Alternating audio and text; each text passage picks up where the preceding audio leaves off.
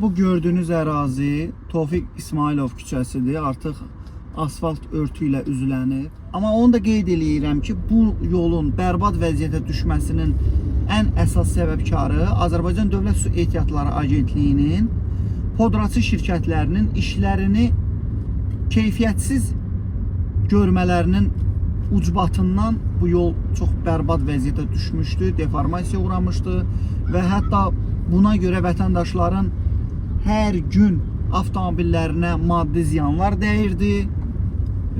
Amma bu günləri şükür olsun ki, bu problem aradan qaldırıldı. Biz buna görə ümumiyyətlə Şirvanın bir çox yerlərində olan bax belə bir yollar var idi ki, bu cür dağılmışdı. Daha doğrusu bu yolun əvvəlki halı kimi dağılmışdı. Təşəkkür edirik şəhər icra hakimiyyətinin başçısı İlqar müəllimə. İlqar müəllim əlindən gələni elədi və artıq bu günləri bu yollar gözəldir. Bir dənə yəni qüsurlardan biri isə şəhərin bəlli nöqtələrində, hətta deyərdim bir çox yerlərində kiçik həcmli çuxurların olmasıdır ki, bu da hansı ki avtomobillərə çox ciddi ziyan vurur. Hətta qəza risklərini də daha artırır.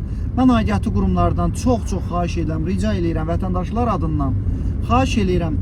Sözügedən çuxurların da doldurulması istiqamətində bir tədbirlər görsünlər. Baxın, nə gözəl asfalt düzəldiblər. Təşəkkür eləməyi də bacarmalıyıq.